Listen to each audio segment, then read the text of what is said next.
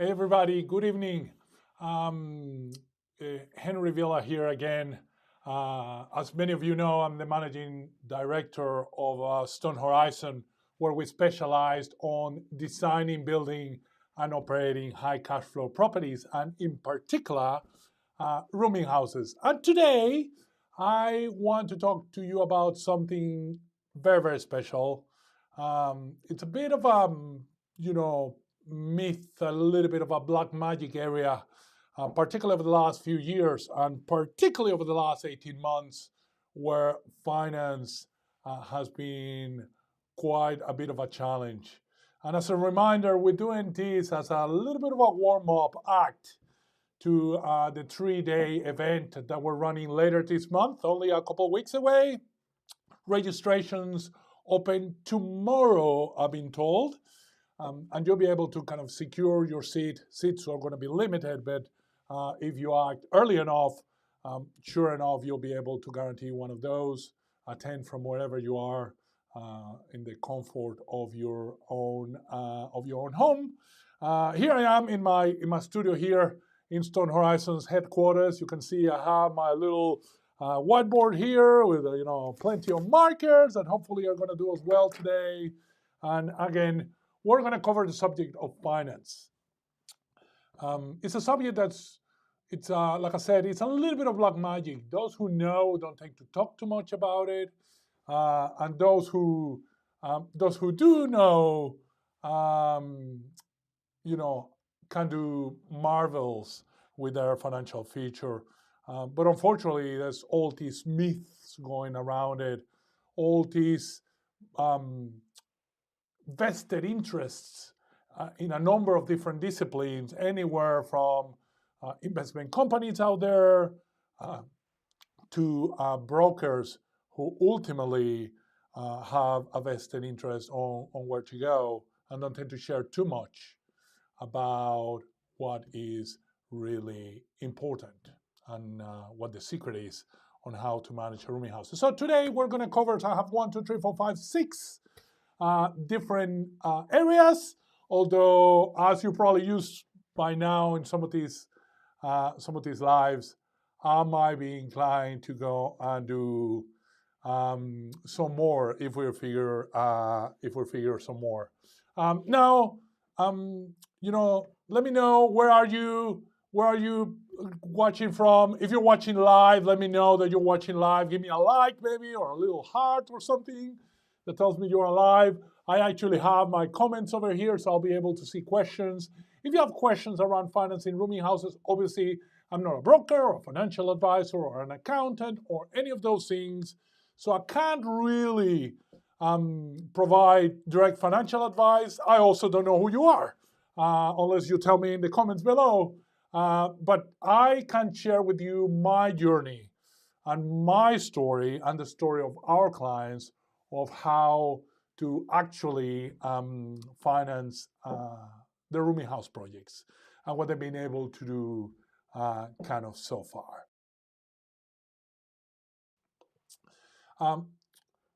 Awesome. All right. So like I said, I have 6 things for you today, all different, all very legitimate ways of kind of managing rooming houses, or financing rooming houses, should I say. And I think this is going to be an interesting session. I can see a few kind of people online. Matt, I can see your comment there. Thank you for your support. Super happy to kind of have you on board. I don't know if you maybe let me know if you're happy for me to share some of the background that we have together, and if not, I'll leave it there for now. But again, 6 different ways of actually managing rooming houses, of financing rooming houses, should I say, and particularly how the combination of some of these things can be sort of put together. And I'm going to start with the easy one, and it's one that is going to be a bit of a surprise here for everybody. And like I said, if you guess what the first one that I'm going to mention, you get a little bit of a prize. I don't know what the prize is going to be, but feel free to have a guess in the comments. Again, first person to guess what the easiest way of financing a rooming house is gets some sort of prize that we'll put together here with the marketing team, and we'll send your way. So I'm going to give you a couple seconds to kind of go and have a guess, and while I have a drink of my trusty Pepsi Max. Those of you who know me know that I'm a bit of an addict to this thing. I probably should drink a lot less than I do. But I'm a little bit hooked. So again, 10 seconds. I see a few responses already. 10 more seconds, and then I'll reveal what the answer is. So if you're going to have a guess, this is your chance.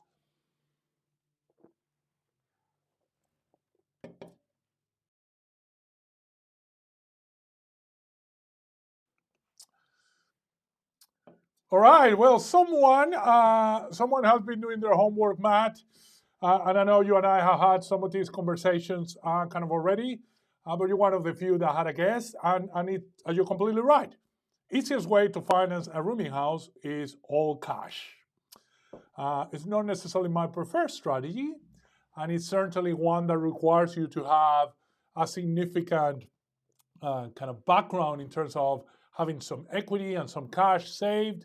But for some people, it's actually the only way of actually financing a rooming house, particularly if you're doing things like building a rooming house, say inside your superannuation.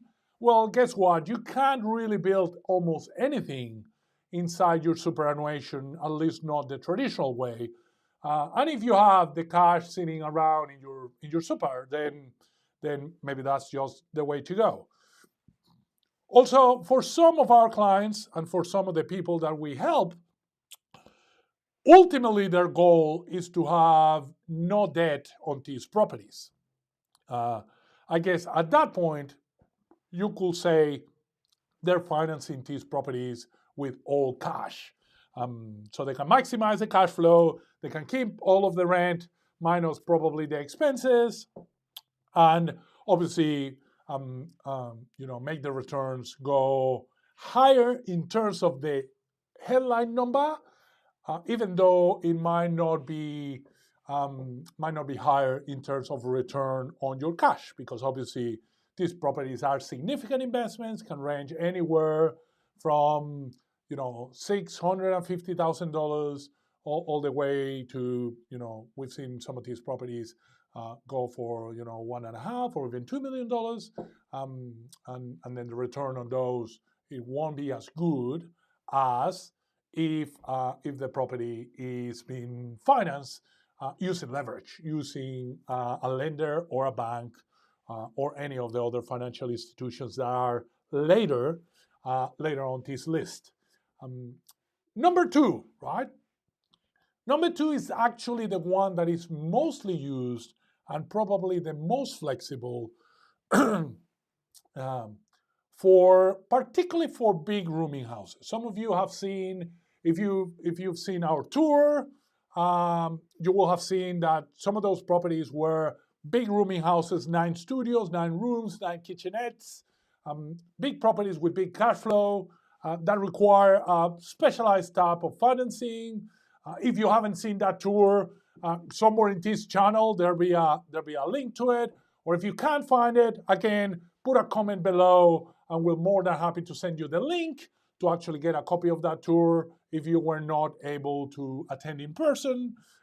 We might do another of those in persons one day, but for now we've done one, and again, happy to send you the recording. Second, big, most common way of actually financing a rooming house is, of course, using commercial finance. Rooming houses are a specialized asset. It's an asset that is there to produce cash flow for the investor. And as such, it is considered by many lenders as a commercial asset. Even though the asset is technically residential, the reality is it behaves like a commercial asset. Now, having commercial lending on a rooming house it's not necessarily a bad thing.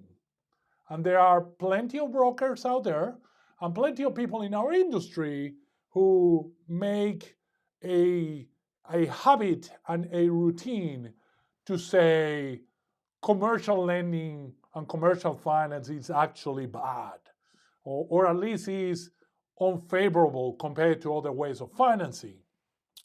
And they say that for a couple of reasons. In commercial finance, normally, the amount of equity that you need to put in, it's a little bit higher than on traditional finance. And also the interest rate tends to be a little bit higher than with other forms of finance that we're going to cover later on this list. However, assuming that the amount of deposit you need to put in and that the interest rate that you're going to pay are the only determinants of whether a finance solution is good or bad, it's naive at best and malicious at worst, because it left out a whole bunch of the reasons why people select a finance solution for their rooming house. I can tell you right now, most of my rooming houses, not all of them, but most of them, I finance using commercial finance. And I have done that for a couple of very, very peculiar reasons. Now, again, quiz time. You get another prize. In the case of you, Matt, you might get a second one. In the case of the who you missed, you might get your first one. Does anyone have an idea of why commercial finance has more flexibility than, say, other types of finances that you could use in this space?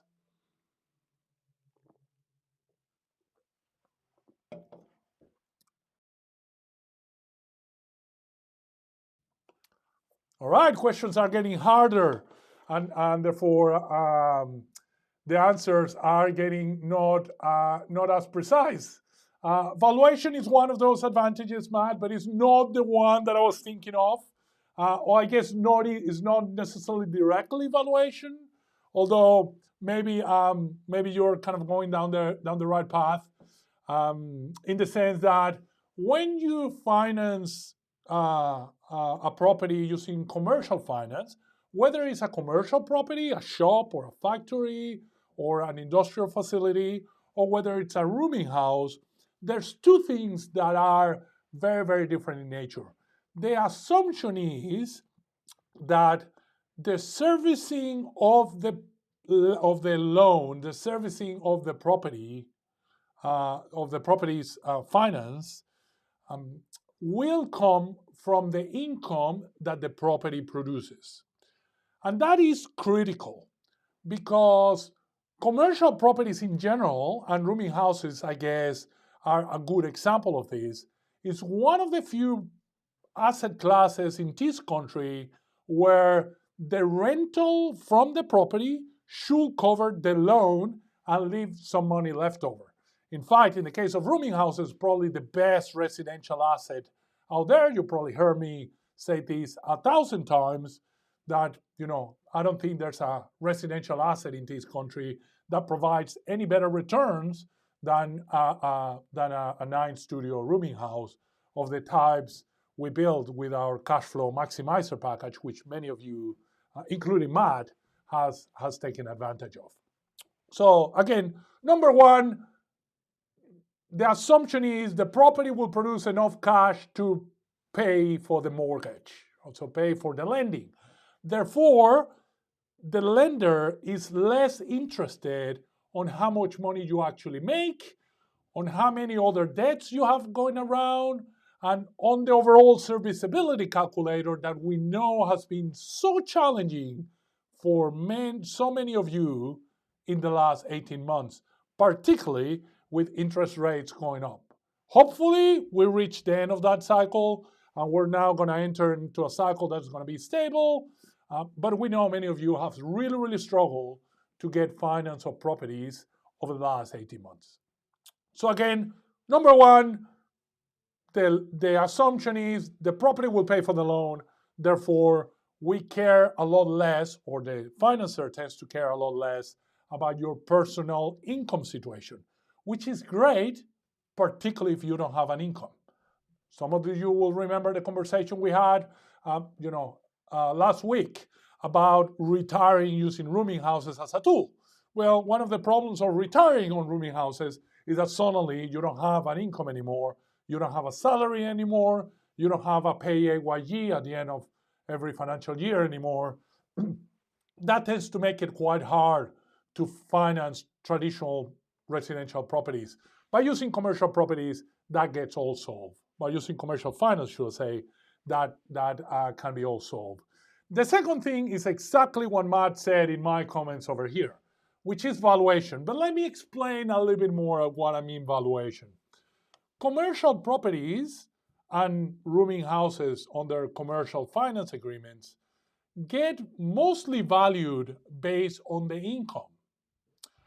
What I mean by that is if your income from the property increases 10%, then the value of the property as seen by a commercial valuer tend to increase by the same amount. That does a couple of incredibly good things. The first one is, for most of our clients, the moment they finish a property with us and we go out and rent that property to tenants and have it kind of full of people, the valuation based on that income tends to be significantly higher than the total cost that property required to be produced. When you add the cost of the land and the cost of construction and a few other expenses, that gives you a number. When most commercial valuers value based on the income, that number can significantly be higher. But also, that value will continue to increase in time. And this is incredibly important. Most people play the game of property investing this way. They buy a property that they effectively lose money on every month. The mortgage is not completely covered by the rent. And they're hoping that over time, this property will go up in price. And because it goes up in value, in theory, you made some money. You've heard me say before 1,000 times that the challenge with that approach is that you don't get access to that money unless the bank decides to give you more money, but also that property prices are a little bit cyclical. In this country, we have an incredibly stable property market. I actually haven't seen property go down here as much as I've seen them go down in some of the overseas markets where I've had some experience in the past. However, we're still talking about the ebbs and flows or traditional cycles. You have a period of time where properties go up much faster, followed by a period of stagnation, and in many instances, a period of small decline.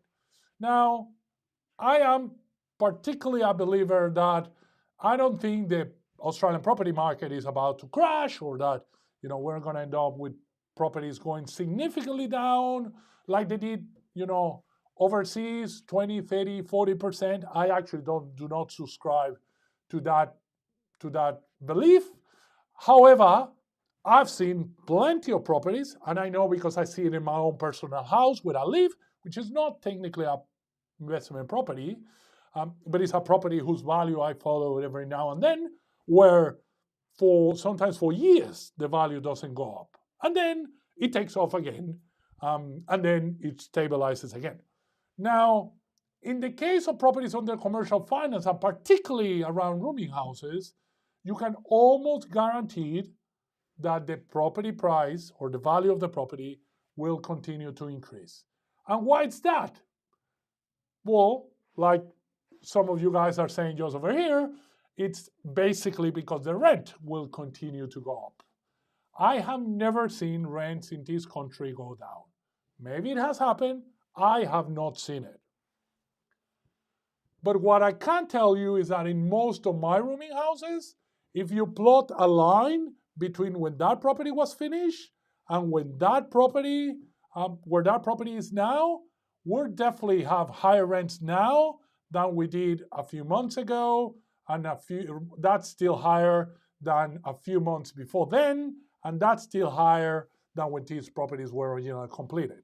So as rents continue to go up over time, the value of the property will continue to go up. And that is something that, again, if you have commercial finance on it, you'll be able to access that extra value to go and invest in your next rooming house, or to go and invest on something else that you believe important to you. So commercial finance, option number 2, my preferred one, is the one that I use the most. However, it's not the one that most property investors think of first. It's a little bit more complex.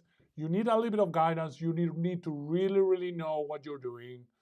And as many of you have found before, you need a broker that really knows what they're doing.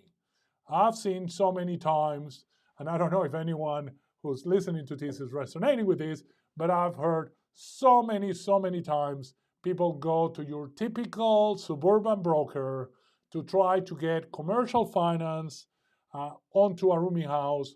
Many of them will say, absolutely can't do it. We'll get it for you tomorrow.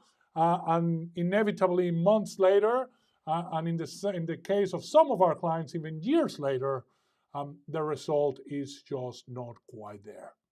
So again, if you know what you're doing, if you have a great broker kind of working with you, or if you're working with a team like Stone Horizon that has, all corners of the process, then you'll be able to access commercial finance without much issue. For the rest of you who are not quite as well supported as the people we've been talking about, most of you are probably thinking about residential finance. And residential finance is an option. Particularly it's an option with some of our packages, particularly some of our easy access packages, things like our cash flow starter or a cash flow starter plus. Some of the more accessible rooming houses can be financed with standard residential finance. Now, standard residential finance has some advantages and has some limitations. So again, I want you to think a little bit about what in residential finance will be a good thing to take advantage of and what will be some of those limitations. So again, I'll give you 30 seconds to think about this, and then we'll keep going.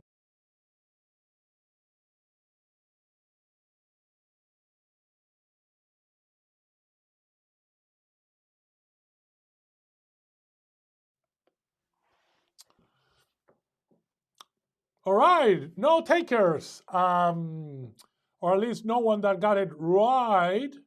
A bit of a surprise, actually. I would have thought that most residential property investors out there will have known the answer to this one. There's 2 particular good things that I like about residential finance.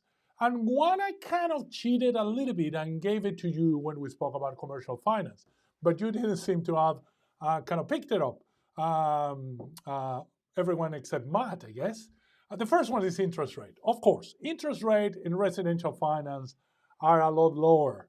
And if you combine some of these properties with some of the early advantages that certain lenders give to owner-occupiers, to first-time investors, and to certain professions out there, people like doctors and dentists and some of the other health professionals out there, you get some incredible deals, particularly around the interest rate. Some interest rates on some of my properties are interest rates that I'll never, ever see again. Second big thing on residential finance is, of course, there you go, Matt again right. It's LVR. The LVR is much higher on residential finance than it could be in commercial finance. Again, in commercial finance, you're usually talking 65, 70% LVR. On residential finance, you're normally, 80% is easily achievable without much complication. Sometimes you can get up to 90, even 95% in certain instances, paying something called lender's mortgage insurance.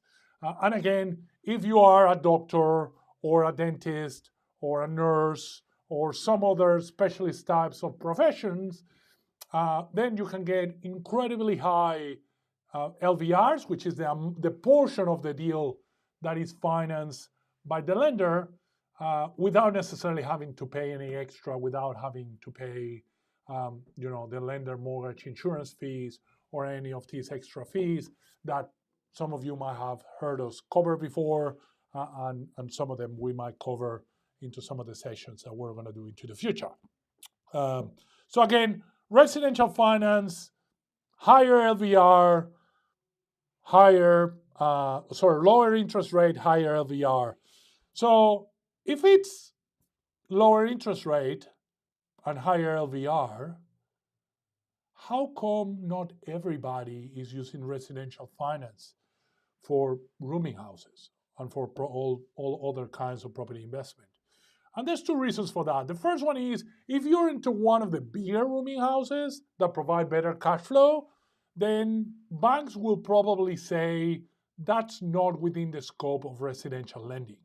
Residential lending is usually for houses or properties that can be easily turned into houses or easily sold to a regular family for them to live in it. I guess if you have a 9-studio, 9-bedroom, 9-bathroom, 9-kitchenette rooming house, there'll be very, very few families that will live in a space like that. So in most instances, that's outside of the remit of residential finance. So that's one of the reasons. You don't do residential finance in a rooming house because the bank won't let you do residential finance in a rooming house. And that's probably most of the people who leave residential finance aside is because of that, because they're growing their portfolio, they're now having bigger properties with better returns, and as a consequence, they outgrow what most residential lenders out there are able to support. But there is a second reason why you might not want to do residential finance, and it's because if you're financing a property using residential finance, you need to service that loan.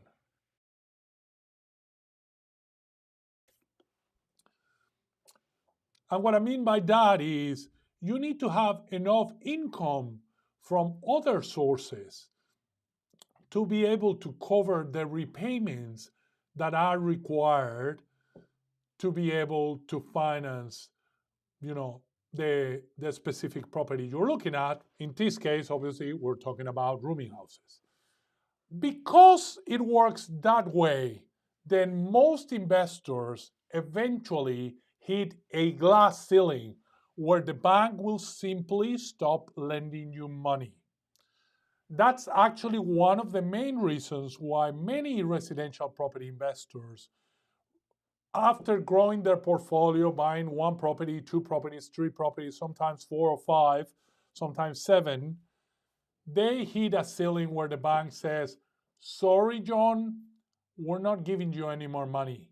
You've reached the maximum amount of money that we can lend you.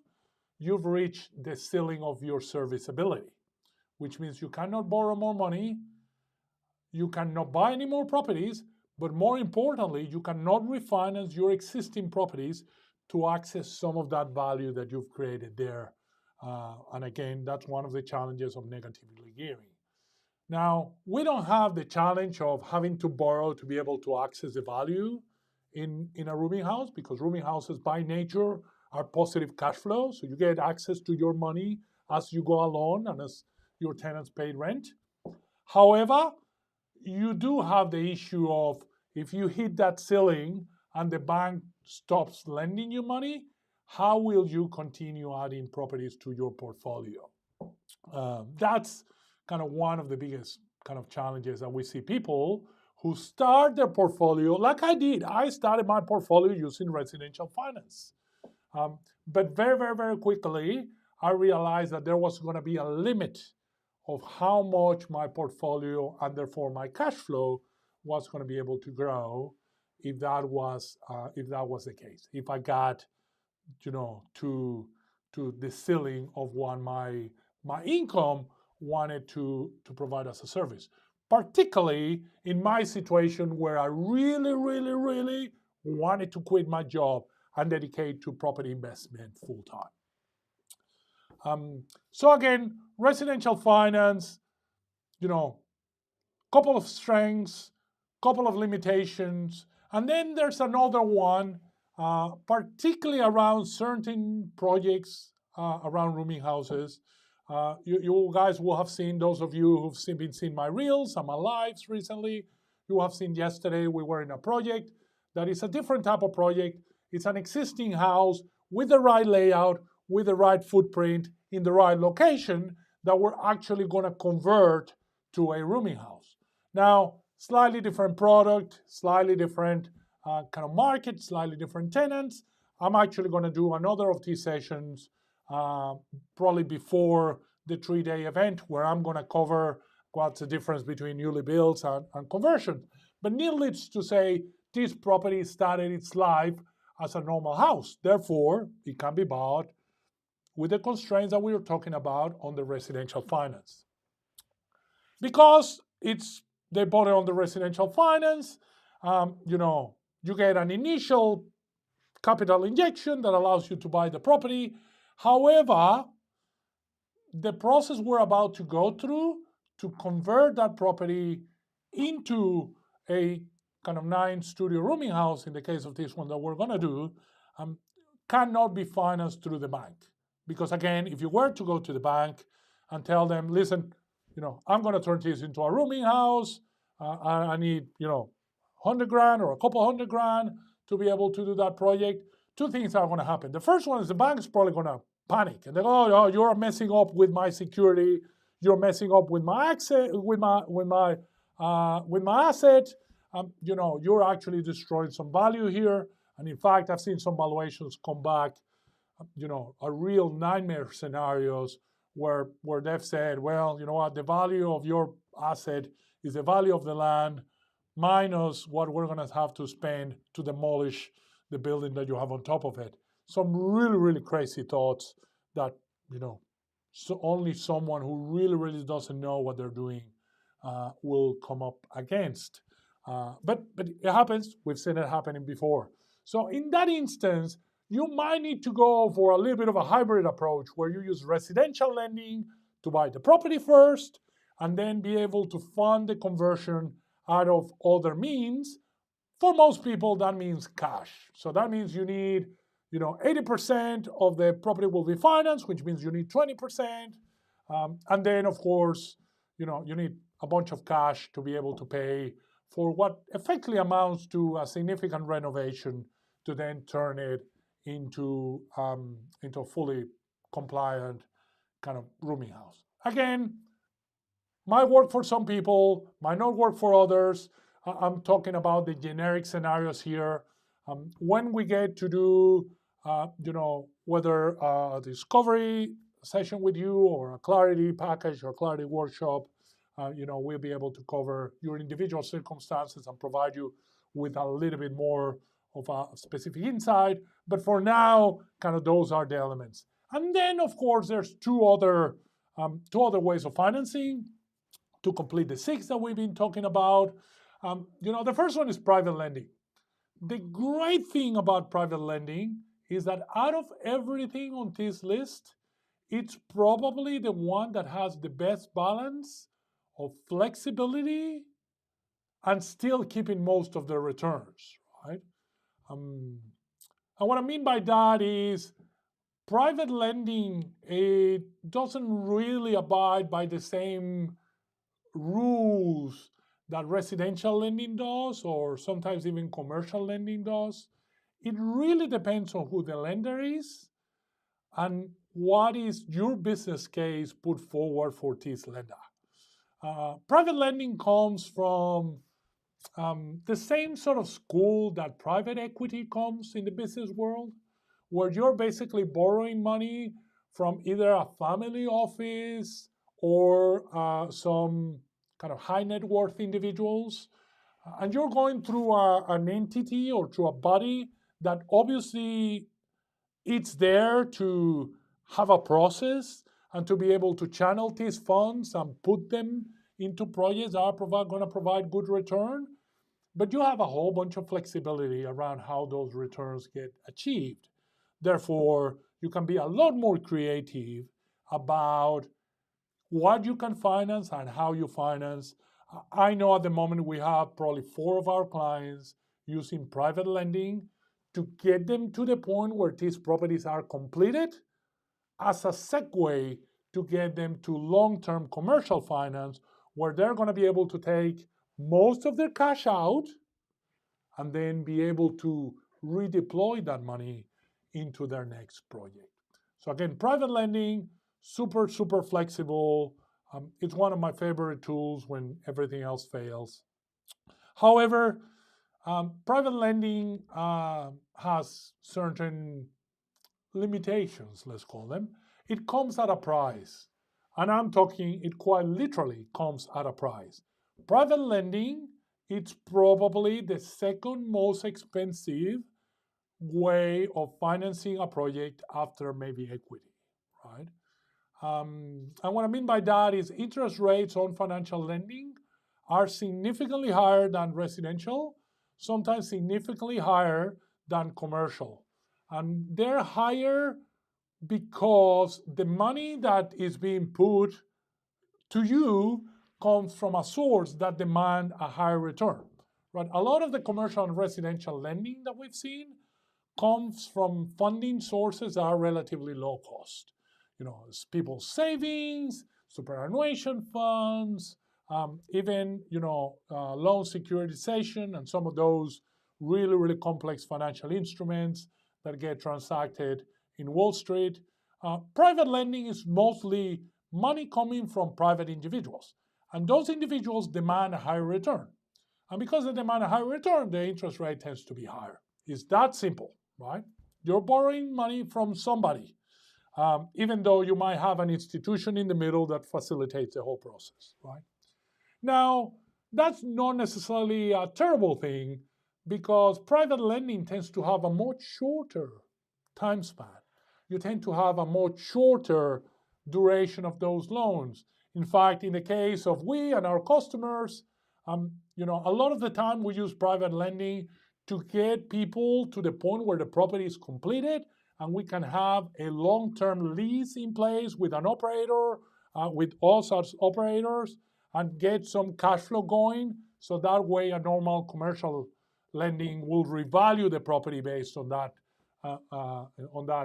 long-term kind of finance.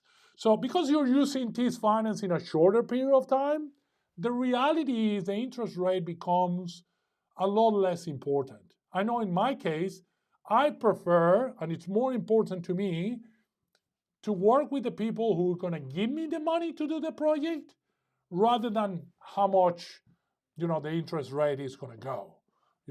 It's no use to me having a 3 or 4 or even 5% interest rate if the person or the institution that I'm doing lending with, it's going to be hard to deal with, or it's going to take a long time to get everything sorted, or it's just going to create massive headaches along the way. Private finance has that as a beauty. So it's very, very common that we combine multiple of these things, where we do private finance at the beginning, we build the property. Once the property is built, we refinance under commercial lending to have a stable, long-term, lower cost finance solution in place. And then number six is the one that most people don't think about in this space, but sometimes we've seen it used in very, very creative ways to solve some real problems, particularly problems from people who are trying to get started, but maybe they don't have the whole amount of cash that is needed. And we call it joint ventures, right? And this is basically when a group of people come together to put together the resources into a specific project. Now, there are a whole bunch of rules around joint ventures that are super important that to comply with, because it can get you into real trouble. Unfortunately, we don't have a lot of time to cover those here today. I've already gone for 40 minutes, and I want to make sure you can go back to the rest of your evening. But if those rules are complied with, if those conditions are all met, and you're working with someone who knows what they're doing, and they know how to kind of stay out of trouble, then joint ventures are probably the most flexible financing solution that I've ever seen. I've seen, a couple of people in their 20s, each one with not a lot of cash, come together to do projects that benefit both of them and get them started in a journey that will change their lives forever. And I guess that's the thought that I want to leave you with. Finance is a tool. Finance is really a requirement that is needed for you to progress down your journey. But ultimately, the journey is the important part. I always heard this say from a lot of my mentors, kind of along the way. They say, Henry, you'll forget the price that you paid for something well before you forget about the value that you got from it. And that's, I think, the most important thought to stay with tonight. All of these solutions, all of these finance options, better or worse, cheaper or expensive, easy or complicated, short term or long term, all they are a tool for you to get started or continue down your path to financial freedom, down a path that gives you options and that allows you to continue progressing in your journey to achieve your life goals. I've said it before, and I say it again. For me, property is a vehicle. I'm very passionate about helping other people. And property has been my tool to do that for me, to do that for my family, and now to do that for people like you. And that's exactly why we're running this 3-day event that we're running later this month. Again, registrations are going to be open tomorrow. Keep an eye open. They're going to be somewhere around this channel. You're going to see the signs directing you directly to the registration page. If you go to our website and go to the event tab, you'll find there's a waiting list there now. That'll change with the actual registration page. Again, tomorrow, it'll be over 3 days, 3 sessions, over 3 nights, all online, to be able to cover not only what we covered today in deeper, more interesting detail, but to give you the step-by-step, recipe and the step-by-step plan of how me and others have been able to achieve, financial freedom in a really short period of time. I really look forward to seeing many of you there. If you have any questions or comments, feel free to post them below. I'm very active in this particular platform. Happy to answer any questions. And again, if you have any ideas of what you want us to cover as part of the warm-up between now and the 3-day event, or if you have any questions that you want to make sure that we cover during that 3-day event, feel free to post them below. Again, give us a thumbs up, a like, or a little heart. If you know of someone who needs to listen to what we've spoken about tonight, who could benefit of what we've spoken about tonight, feel free to tag them and feel free to kind of share this with them. And again, I look forward to seeing many of you soon later in the week. Have a good evening and good night.